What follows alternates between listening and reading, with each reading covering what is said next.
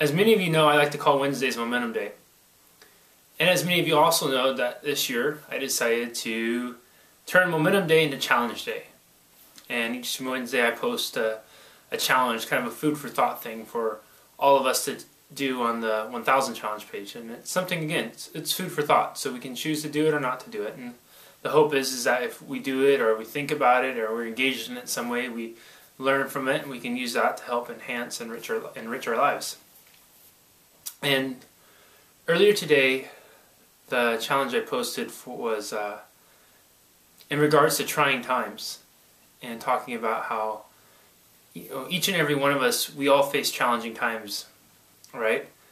But no matter how challenging of a time that we're facing, there's always going to be somebody who has it more difficult, who has it harder, who has more challenges. And no matter how great we think, how big of a mountain we are facing, there's somebody who's always facing a mountain that's that much bigger.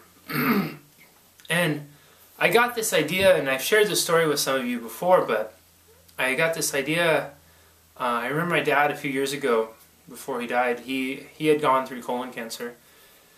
And he had a really bad bout of it, and the chemotherapy for it was really long. And I remember over the course of that time when I talked to him on the phone, there was a lot of times he didn't feel like talking because he was so sick and so nauseous that he didn't feel like he could, really hold a conversation, or even the vibrations in the phone, it hurt him. It hurt his head so much and made him feel really sick. And so, but I do remember one time he told me and I was asking him, I said, Dad, why did you do that? Why would you go under the chemo? He had the surgery to get the cancer removed, and they said that he had, a pretty good chance, better than 60%, that the cancer wouldn't come back.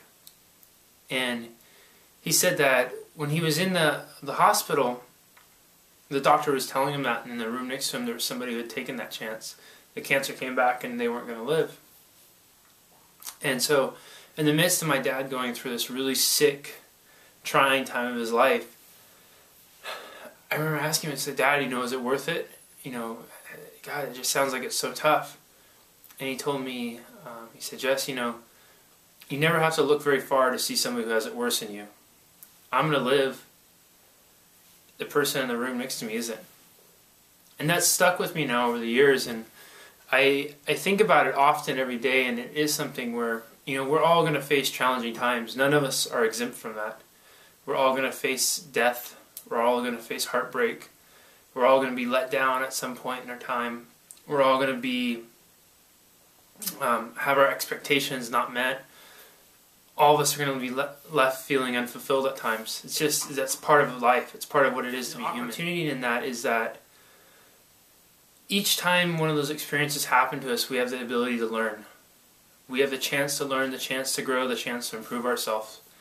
And the challenge today was to go out and seek out somebody who is facing a more challenging time than you are right now. And it doesn't matter what it is. You could be frustrated with your weight, that you're 5 pounds overweight, and it can just seem like it's so hard to lose those 5 pounds, and go and have a conversation with somebody who has lost 50 pounds. This is just an exercise in perspective. Because the perspective I hope that you're empowered with after you do this exercise today is that we all face challenging times, but in each of those times there's an opportunity to learn. And within each of those learning experiences comes an opportunity for us to grow as individuals. And the more we grow, the more possibility I believe we create in living more enriched and fuller lives. So I hope you